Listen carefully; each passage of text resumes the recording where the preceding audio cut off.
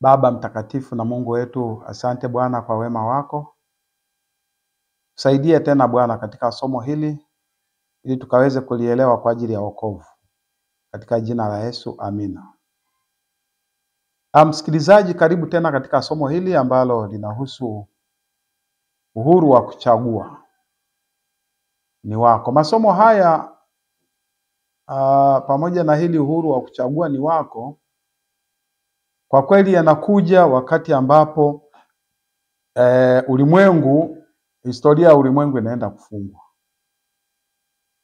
Kwa hiyo ni wewe mwenyewe mwenye uhuru wa kuweza kuchagua. Chague. Na kuna sehemu hili somo linasema chagua uzima au mauti. Chagua. Mwanadamu amepewa uhuru wa kuchagua kwa kweli.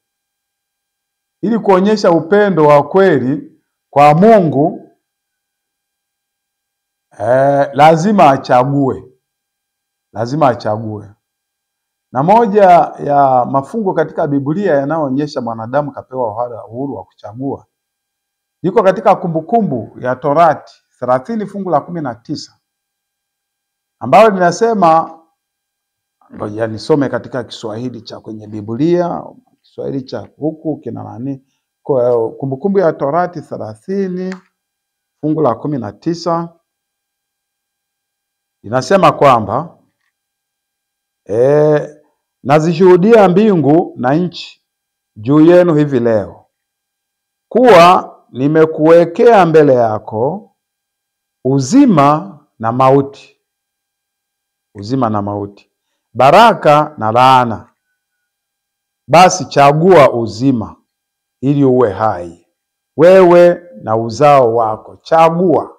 Na mimi nakuletea somo hili, chagua ili uweze kuwa hai. Hili fungu linaonyesha wazi kuwa Mungu amempa mwanadamu uhuru wa kufanya uchaguzi. Uamuzi wewe mwenyewe, kumpenda Mungu au kutokumpenda ni hiari yako, si kulazimishwa. Hapana. Najua kweli shetani kuna wakati atalazimisha dhamiri, ndio maana New World Order inakuja. Lakini itakuwa kinyume na Mungu mwenye upendo. Hata nchi ambazo zinalazimisha, dini ambazo zinalazimisha ibada, kwa kweli Mungu hayuko hivyo. Tukisema Mungu ni upendo, ina maana una uchaguzi. Sawa? Hebu niangalie maandiko katika sehemu nafasi na mapenzi ya kuchagua.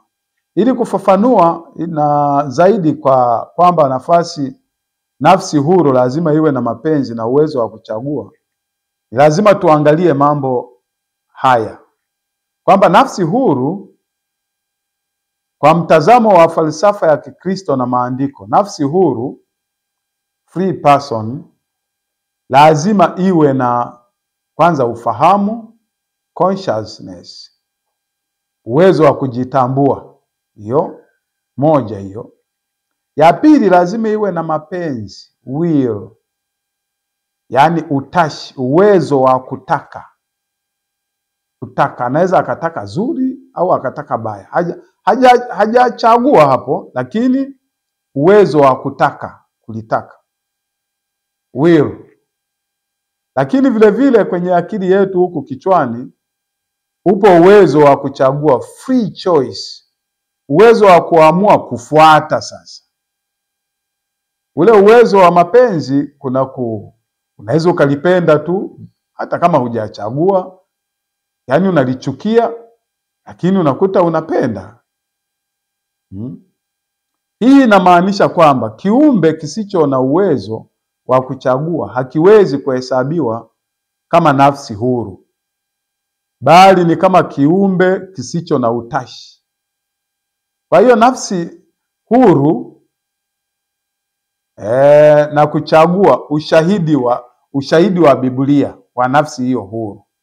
Ushahidi wa Biblia ukoje? Kwamba Biblia inashuhudia kwamba mwanadamu ana nafsi huru au analazimishwa? Kwa mtazamo wa maandiko matakatifu, uhuru wa nafsi unaambatana na uwezo wa kufanya maamuzi. Lazima viende pamoja. Hapa kuna maandiko muhimu. Uwezo wa kufikiri na kufanya maamuzi. Hebu tusome Isaya. Tusome Isaya. Isaya moja,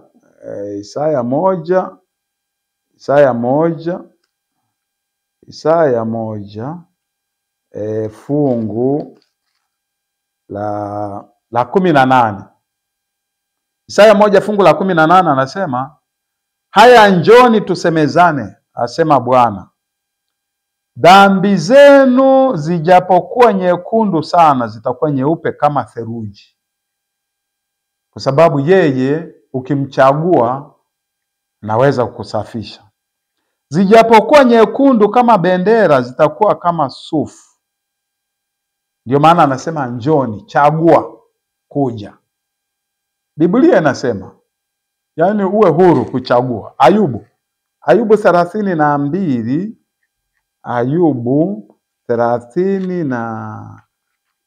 Ayubu 32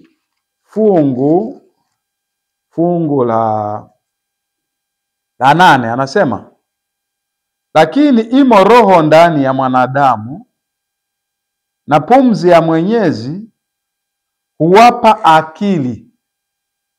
Huwapa akili. Kwa sababu akili inayosemwa hapo sehemu nyingine anakuambia huwapa uchaguzi wenu, kuchagua. Huwapa uwezo wa kuchagua. Huo ni uwezo wa kufikiri. Huo uwezo wa kufikiri huo tuliokuwa tunaujadili huo. Lakini uwezo wa kuchagua wenyewe anakuambia lile somo ambalo tumelisoma fungu kule nyuma, chagua hivi leo mauti au uzima. Chagua uzima au mauti. Lakini tusome fungu lingine ambalo hatujalisoma, ni kwenye Yoshua 24.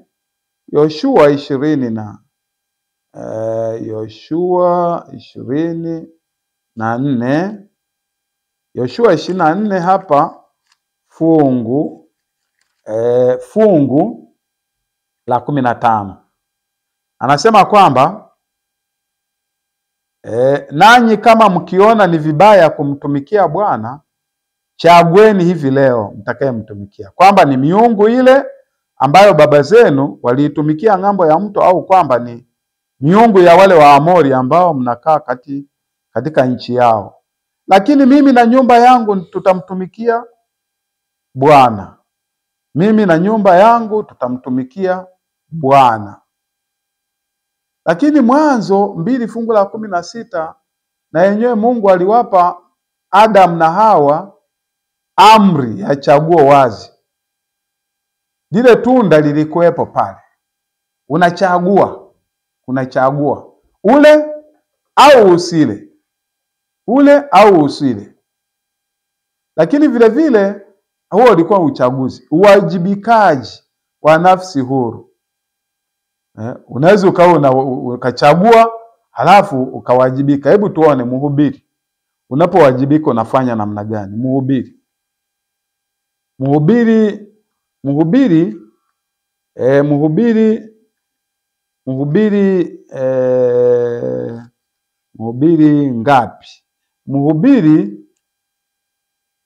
12 fungu la 13. Anasema 12, Mhubiri 12 fungu la 13. Okay. Anasema hivi, hii ndiyo jumla ya maneno yote yamekwisha sikiwa. Mche Mungu nawe zishike amri zake, maana kwa jumla ndiyo impasayo mtu. Ni wajibu wako. Kwa jumla ndiyo impasayo. Mche Mungu na kuzishika amri. Sasa neno la kuzijua kwamba ushike amri zipi ni juu yako. Yeye anakuambia mche Mungu na kuzishika amri. Sasa ukiona kwamba sina haja ya kuzishika amri, huwajibiki, basi huo ni uchaguzi wako.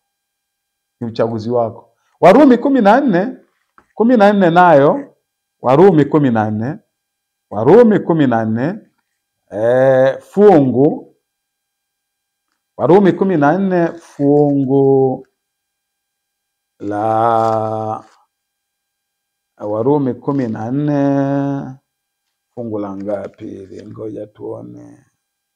14 Warumi 14 fungu la 12 anasema kwamba basi ni hivyo, kila mtu miongoni mwenu atatoa habari zake mwenyewe mbele za Mungu. Huo ni uwajibikaji.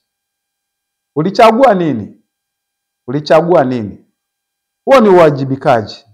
Huo ni uwajibikaji. Kwa hiyo hali ya kuonyesha upendo kwanza inatolewa kielelezo. Ndio maana Yesu anakuja ili kuja kuonyesha kuwa kuonyesha mfano kwamba tunaposema upendo uko namna gani.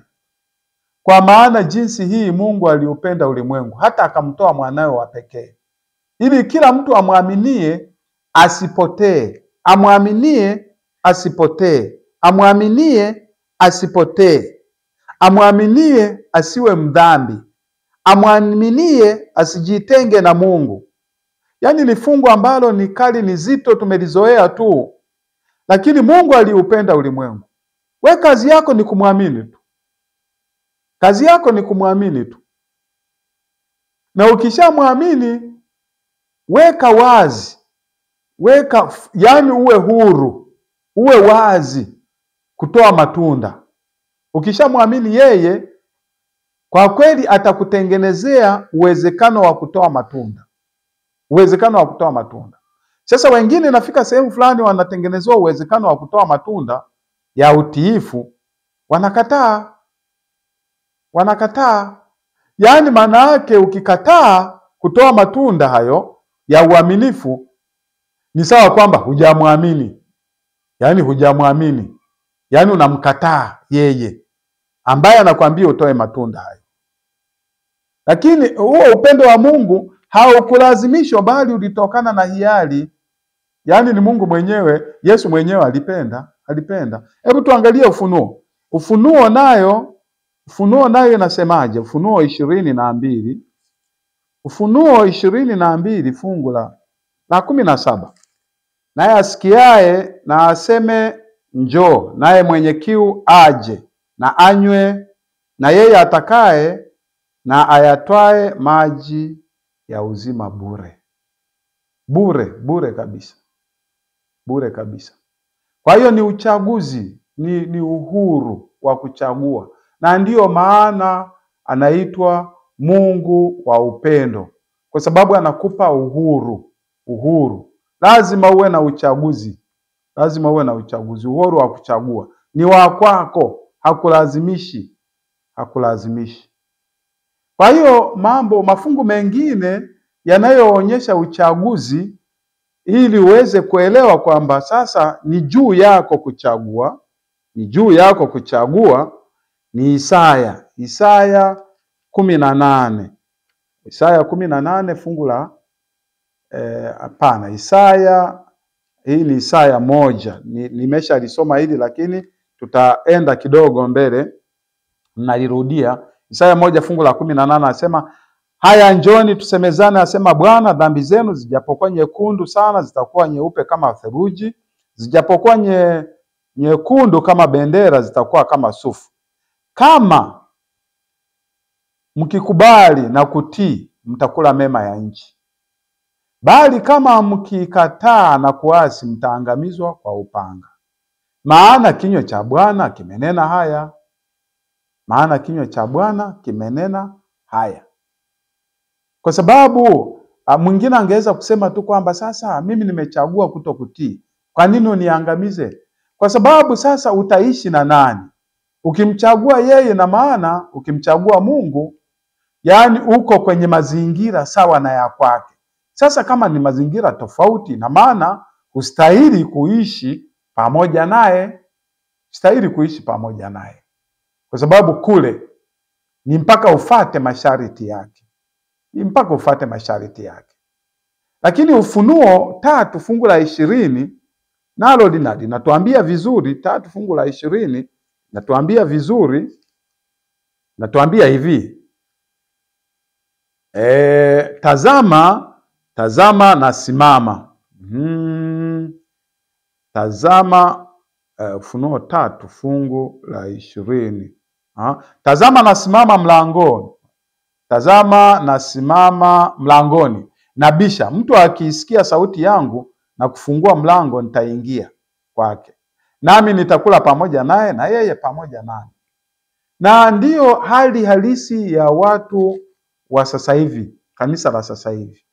Watu wanaweza kuwa wanaenda kanisani, lakini wamemwacha Yesu nje. Sasa anasema anabisha, umfungulie ili akae pamoja nawe, aweze kula na wewe na aweze kukaa na wewe, ili aweze kukufanya ufanane pamoja naye. Huo ni uchaguzi wako. Mwanadamu kapewa uchaguzi. Mwanadamu kapewa uchaguzi. Na uchaguzi huo shetani anatumia mara nyingine vibaya. Ili kuchagua, anakuonyesha vitu vya duniani. Na faida ya vitu vya duniani hapa naiona ni ukiacha yale yale basic needs, zile mahitaji yale ya msingi kabisa ambayo tunayohitaji kuwa nayo. Lakini mengine ni nini basi? Mengine haya ni kujionyesha tu kwa wengine, ni ule ubinafsi. Watu wanaweza kuwa wanajenga magorofa akawa nayo 30. Kwani ni ya nini yote haya? Ni ili yale yaitwe kwa jina lake basi. Yaitwe kwa jina lake basi. Kwa sababu kiuhalisia unaweza ukakuta pa kulala kula anaweza kuwa anakula, tena anaweza anakula sahani moja. Hawezi akala sahani kila siku sahani 10 au 20 au 100. Anakula sahani moja. Lakini tu ni ile shetani katuwekea kuweza nafsi hii, mwili huu, kuonyesha, kuutambulisha. Yaani mwili unaona raha unapotambulishwa. Mimi. Kwa hiyo ndio maana uchaguzi unaenda mara nyingi, unaenda sana, unachagua. Unapochagua unachaguliwa mwili. Kwamba sasa bwana, nitadhalilika, nitaaibika, nitafanya hivi. Lakini usichague uzima. Unaweza ukachaguliwa mwili huu wa kufa. Hata kama unakufa kesho, mtu anaamua kuchagua. Anachagua kufa kesho. Kwa mfano, mtu anaamua kupata mali. Tutolee mfano tu vizuri.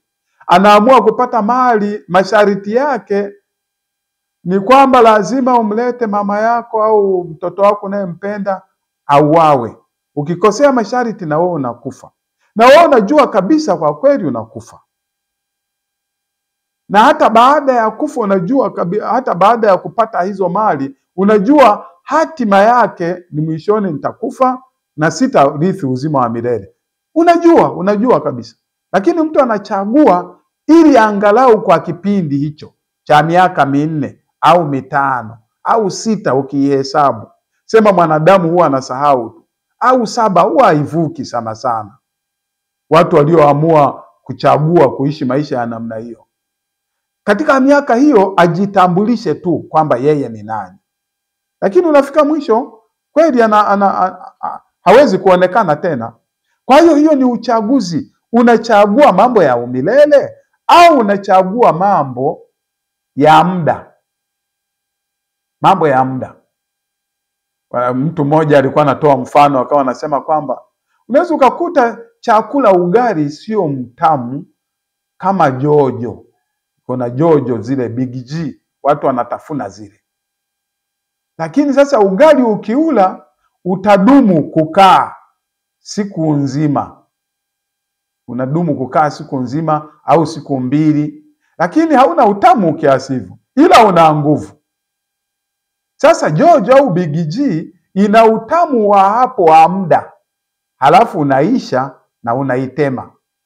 Lakini mtu anaamua ili bwana ni upate utamu huu, ni lazima nile Big G. Na mwenzake anakula ugali. Ni nani atakayekuwa na maisha? Atakayekuwa na maisha. Sasa shetani ametuonesha mambo ya dunia hii na maisha ya dunia hii Kama vile mtu anayekula Big G au Jojo anakula Big G ya muda kitambo, na mara nyingine tu ni kwa ajili ya kuwaonyesha wengine tu, kwa sababu basic needs unakuta mahitaji ya muhimu anayo, lakini anataka ajilimbikizie ubinafsi ambao ni dhambi utakaompelekea kuchomwa moto. Na sio kupata mali kwamba nasema ni kubaya, lakini unapopata mali, anayetukuzwa ni nani? Shida inakuja, anayetukuzwa ni nani? Uchaguzi unataka upate mali, atukuzwe nani? Kama ni utukuzwe wewe mwenyewe, huu mwili huu, kwa uhalisia mwili huu, ukiangalia kwenye Biblia inasema huu mwili huu unatumika na shetani. Anautumia. Hebu tuangalie kidogo. Tuangalie katika Warumi 8. Warumi 8, mwili huu ambao tunautafutia mali sana. Warumi 8 fungu la 6 hivi. Anasema kwa kuwa nia ya mwili ni mauti. Nia ya mwili ni mauti, bali nia ya roho ni uzima na amani. Lakini mtu anaamua kuupendezesha mwili ambao nia yake ya mwili ni mauti. Anachagua huu mwili, bwana ni uonyeshe. Tulisoma na fulani ajue na mimi kwamba na gari. Tulikuwa na mtu fulani pale nyumbani wajue pale kijijini na mimi niko hivi na hivi. Mwili lazima uonekane, lakini mwisho wake huu ni mauti. Ila roho yani matokeo yake ni furaha na amani ambayo inadumu. Lakini mtu anaweza kaamua kuchagua hiyo. Mithali 8 fungu la 35 linasema nini? Mithali 8 fungu la 35 ili hapa. Fungu la 35 na 36.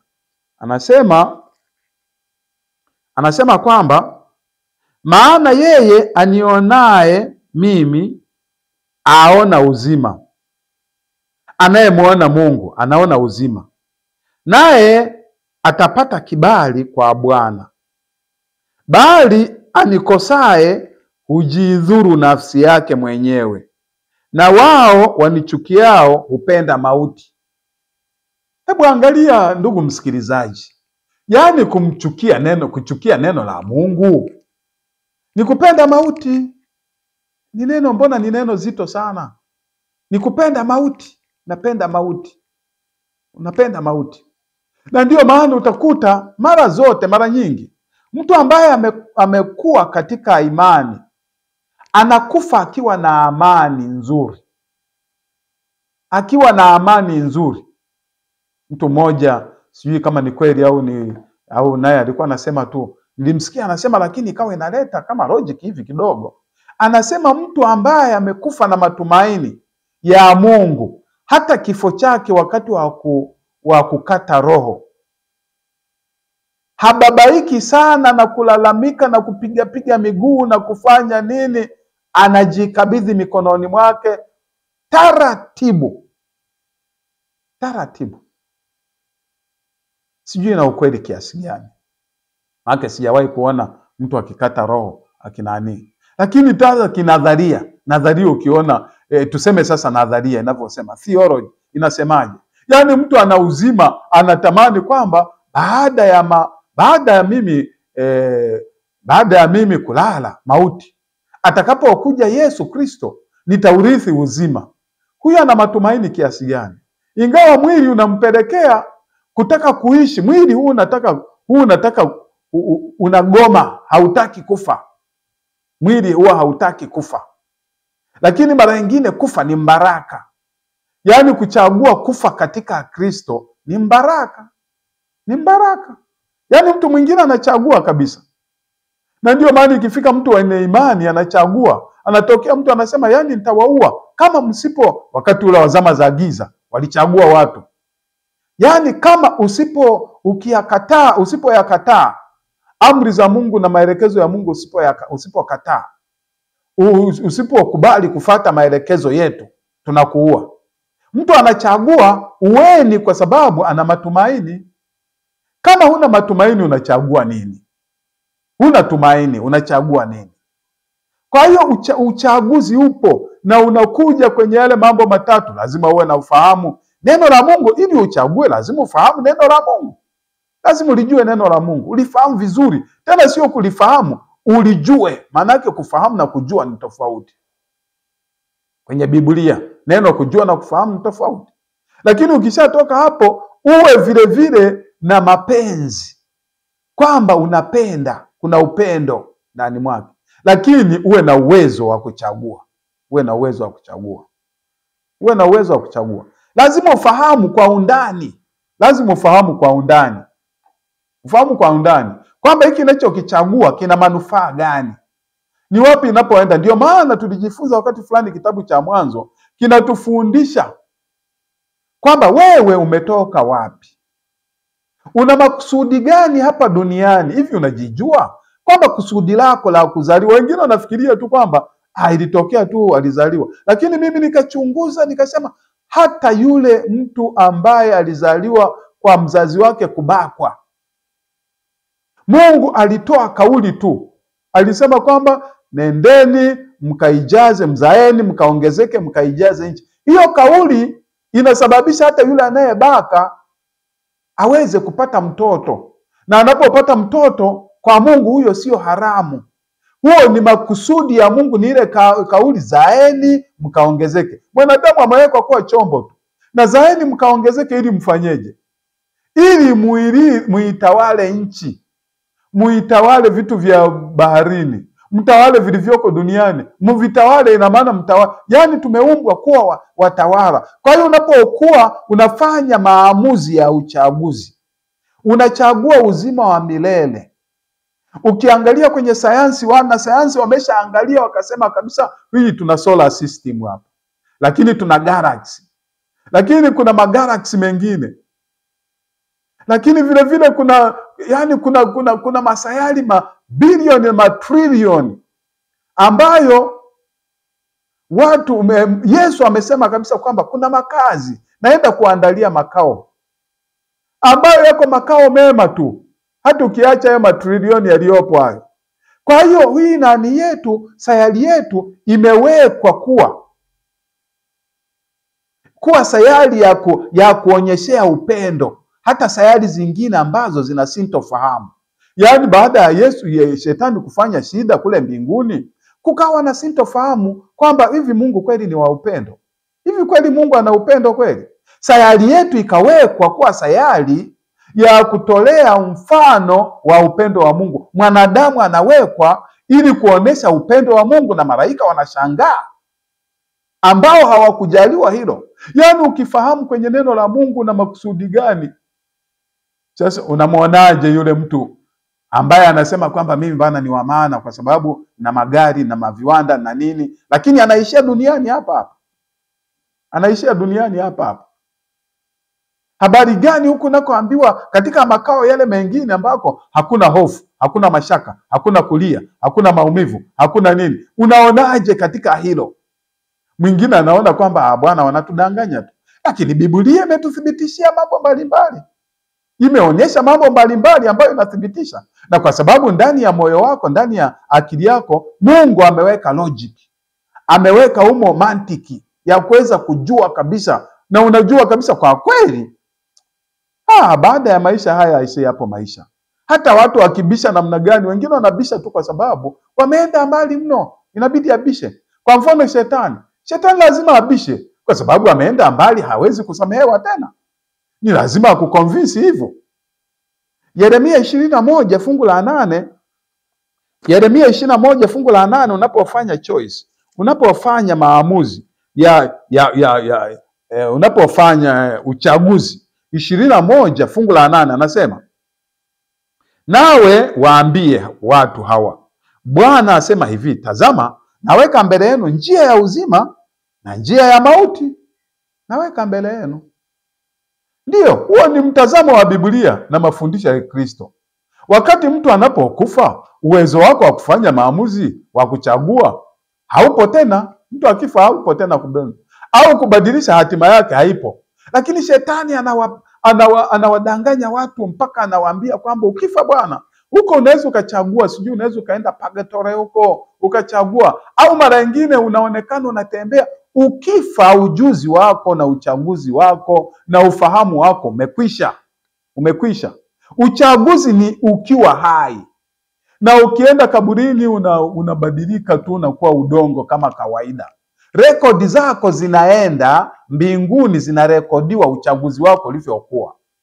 Yesu atakapokuja atawaita wote walio makaburini kuunganisha rekodi zako, zile rekodi. Na ndio maana utakapoamka siku hiyo, utakapoamka utaona kama ulilala juzi, utaamka na matendo yako ya jana. Kama ulikuwa kanisani unamsifu Mungu, utaamka ukiuliza Mungu wetu yuko wapi tuliyemngoja. Lakini kama ulikuwa kwenye kuiba, utauliza Bwana wapi tukaibe sasa hivi. Utaamka na rekodi yako, the previous record. Yaani rekodi yako ya nyuma ya mwisho wakati unakufa ilikuwa ni nini? Ilikuwa ni kitu gani? Kwa sababu hujui kitu chochote. Yaani wanaoombea wafu ni uongo, udanganyifu ambao haupo kwenye Biblia. Labda mtu aombee wafu atumie kitabu kingine, atumie vitabu vingine ambavyo navyo vinaitwa ni vya dini. Lakini kama anatumia Biblia, hakuna neno la kwamba mtu akifa anaweza akaombewa, kwa sababu hana uchaguzi. Na kitu ambacho ulichopewa cha thamani katika mwili wako, ambao Mungu alikuachia uhuru wala haikiingilii, ni uchaguzi. Yaani huo ni wako, huo ni wako binafsi, ni mali yako. Yaani hiyo ni asset yako, uwezo wa kuchagua. Na ndio maana nawaheshimu sana vijana, kwa sababu ana uwezo mkubwa wa kuchagua na kumshinda shetani. Mhubiri 9 fungu la 5 mpaka la 8 anasema, kwa maana walio hai wanajua ya kwamba watakufa, bali wafu hawajui neno lolote. Mbona Biblia iko wazi? Wala hawana ijara tena, maana kumbukumbu lao limesahaulika. Mapendo yao na makazo yao na makatazo yao na usuda zao zimekwisha, zimepotea, wala hawana sehemu tena kabisa katika neno lolote ambalo liko katika chini ya jua. Ndio Zaburi 146 naye anasema fungu la 4, pumzi yake ambaye anakufa hutoka, hurudi mavumbini. Siku ile ile mashauri yake hupotea kabisa. Mtu aliyekufa hana choice. Yaani kama ni kumchagua Mungu, chagua leo. Alafu anasema sio unachagua eti kwamba unajishughulisha. Ukichagua, yeye anashughulika na wewe. Anakupa uwezo, tamaa ya kumtafuta yeye. Yaani anachotaka yeye ni kumwamini tu na kumchagua. Lakini kuzaa matunda, anasema yeye ndiye atakayemwagilia, yeye ndiye atakaye pruni, yeye ndiye atakayepalilia mpaka uzae matunda. Yaani uwezo wa kuzaa matunda uko kwake. Yaani kwake yeye ni kumchagua. Mchague hivi leo. Waebrania 9 fungu la 27 anasema, na kama vile watu wanavyowekewa kufa mara moja, na baada ya kufa hukumu, kisha hamna neno lingine tena. Lakini vile vile Yohana 5 fungu la 28 anasema, Yesu alionya kwamba wakati wa ufufuo ndio kila mtu atapata malipo kulingana na yale aliyochagua alipokuwa hai. Si baada ya kifo hata kidogo. Sio baada ya kifo.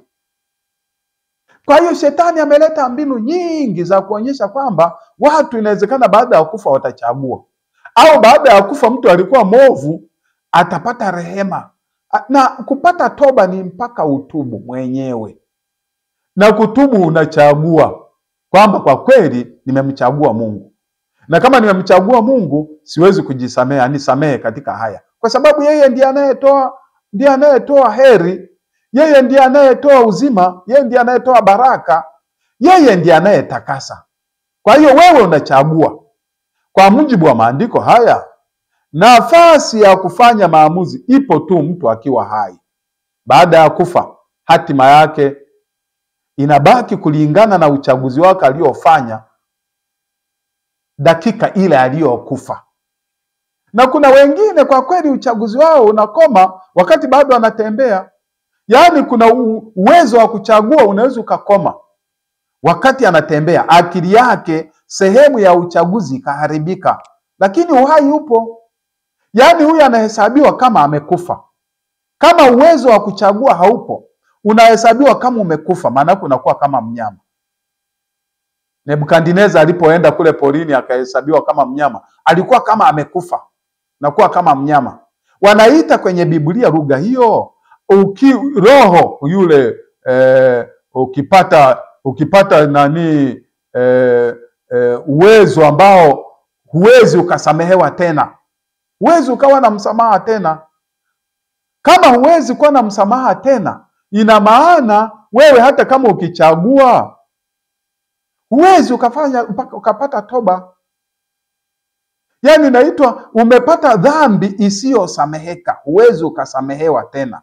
Na kama huwezi ukasamehewa tena, sasa umechagua, yani ulichagua kumkufuru Roho Mtakatifu mpaka sehemu yako ya uchaguzi ikaharibika. Hebu tusome kitu fulani kwenye Waebrania. Ni fungu langu la mwisho, ni fungu langu hili la mwisho kwenye Waebrania. Anasema kwamba Waebrania 6 fungu la 4, anasema kwa maana hao waliokwisha kupewa nuru, wakaipata nuru. Yesu ni nani? Mungu ni nani? Na kukionja kipawa cha mbinguni, wameona kujua kabisa Mungu ana nguvu, ana uwezo na anasamehe na kila kitu, akapata kuonja kipawa cha mbinguni na kufanywa washirika wa Roho Mtakatifu. Roho Mtakatifu amefanya ndani mwake, ndio. Na kulionja neno zuri la Mungu, ndio. Na nguvu za zamani zijazo, kwamba Yesu atakapokuja atawachukua wake, ataenda mbinguni. Amefahamu hilo. Halafu baada ya kuyajua hayo yote, eti akaanguka baada ya hayo. Haiwezekani tena kuwafanya upya tena hata wakatubu, kwa kuwa wanamsulubisha mwana wa Mungu mara ya pili kwa nafsi zao na kumfedhehesha kwa dhahiri. Ndio, hata anasema mfano mwingine, fungu la 7, maana nchi inayoinywa mvua, nchi inayonyeshewa mvua mara kwa mara na kuzaa mboga zenye manufaa, inayonyeshea na kuzaa mboga zenye manufaa kwa hao ambao kwa ajili yao yaalimwa, hushiriki baraka zitokazo kwa Mungu, bali ikitoa miiba na magugu hukataliwa na kuwa karibu na laana, ambayo mwisho wake ni kuteketezwa. Fungu la 7 anasema, yani ardhi ile ambayo mvua inanyesha inatoa mboga nzuri tu, ardhi. Halafu baada ya mvua inanyesha vizuri na tena pale kuna kila kitu, halafu baadaye eti badala ya kutoa mboga inatoa miiba, inatoa magugu. Hiyo ardhi sinakataliwa. Kwa hiyo inaweza ukakuta kwa kweli Roho Mtakatifu akishatoka ndani mwako, uwezo wa kusamehewa haupo, hata uwezo wa kuchagua haupo. Yaani wewe utaendelea katika mwili, kwa sababu kuchagua utakuwa katika mwili na kufanya yale mambo ya mwili. Ndugu msikilizaji, nakusihi hivi leo, somo hili la kuchagua ni zito na lina manufaa kwa ajili yako, kwa ajili ya familia yako, na kwa ajili ya uzima wa milele, kwa ajili ya uzima wako. Kwa sababu kweli Yesu anarudi. Na watu wamejiuliza sana. Nashangaa hata mpaka kwenye vitabu vya umma wa Kiislamu wanasema Nabii Isa atakuja kuleta hukumu. Ndio mwenye haki atakuja kuleta haki. Sasa atakapokuja kuleta haki, atakuta wewe umechagua nini? Nini ambacho umechagua? Ulichochagua ni nini? Uchaguzi wako anauheshimu Mungu. Ni lazima uchaguzi wako uutetee Mungu.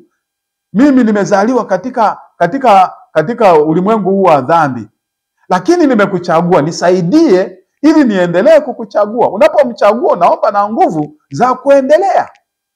Adam na Hawa walikuwa wanapata nguvu kila siku ya mti wa uzima ili waendelee kuishi milele na milele. Lakini walipochagua kumchagua Shetani, nguvu hiyo wakawa hawawezi tena kuipata, mpaka walipovikwa vazi la haki, mwanakondoo akafa, alipokufa kwa ajili yao kama kafara, kuonyesha kwamba kondoo amekufa, anakuja badala ya Yesu, kwamba atakufa kwa ajili yao. Wakakubali, wakaamini, wakachagua, wakaendelea kupata uzima kwa muda wa miaka 900 akapata uzima, lakini akawa na ahadi kwamba ahadi ile ya kufa hakika utakufa, ila utakuja kuishi tena. Ahadi hiyo akaenda nayo Adam na Hawa, na akaenda nayo, anasema tutamkuta mbinguni, kwa sababu amedumu na hiyo ahadi ya kumwamini Yesu. Na sisi tunaambiwa leo tumwamini Yesu. Mambo kama haya hayafundishi sana katika wakati huu. Wakati huu watu wanafundisha sana kuhusu mambo ya duniani, kupata mali za duniani ambazo tutaishia nazo hapa hapa. Itakufaidia nini upate dunia yote? Ulimwengu wote huu upate, itakufaidia nini? Kama ni kuzeeka utazeeka. Wapo wenye mali ambao wanazeeka na wanajuta, wanasema hizi mali zangu sijui ningeenda nazo wapi kaburini. Kaburini huwezi ukazifaidi mali zako. Ni lazima utaishia hapa hapa duniani hapa hapa. Utaishi tu hapa hapa. Na siku Yesu atakapokuja, matendo yako pale, unaonyesha ulichagua nini? Mungu wetu atubariki tena katika fundisho hili, katika jina la Yesu. Amen.